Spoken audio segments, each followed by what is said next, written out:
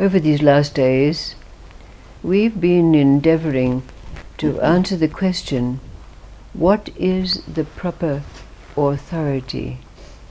Or, in other words, how, as ordinary people, can we know when we've passed through a rite of passage to become initiates or adepts?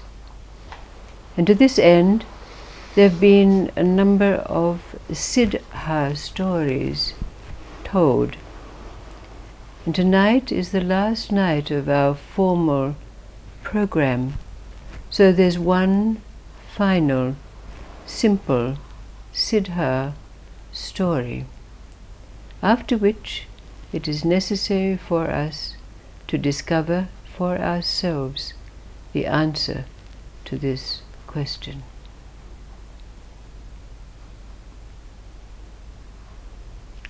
Nacopa was a food seller, but he was a pious man and also generous. Every day he would feed those beggars who came to his door. But amongst those beggars was a goddess, a dakini, incarnate, who he fed every day without any expectation of anything in return. But one day the dakini said to him, "Why are you so generous?" And he responded, "Perhaps it's because I want to gain merit for my next life." And the dakini said, "If you are really serious about this desire, then will you practice a sadhana?" And Nacopa, bowing to her, said, "I will do whatever it is you tell me to do." So the dakini conferred upon him initiation and empowerment, and taught him a sadhana which allowed him to recognize that the mind, the intrinsic nature of mind, although it was capable of knowing all things from samsara to nirvana, was of itself vast, endless emptiness, and ordered him to fix his gaze not on the phenomena of the mind, but this vast, vast and infinite, endless space.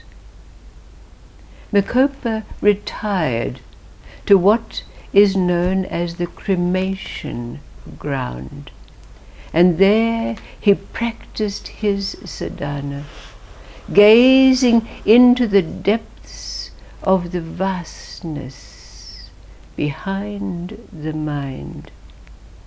And in a few short months he had attained that state which is called Mahasiddhi. The intensity of his realization was so great that he became like a madman. He danced around the cremation ground, and often, naked, he would enter the town, and whoever greeted him, he would gaze piercingly into their eyes, immediately piercing the phenomena of their minds to bring initiation. he came to be called the wild-eyed Guru. And he travelled far and wide for many, many, many years, fixing his wild and piercing gaze on those who dared to approach him to bring grace, empowerment, initiation to those he met.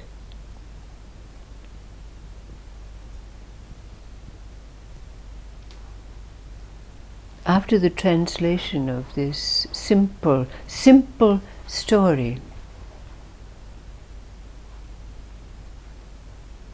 we'll move into that place where the answer to our question can be found.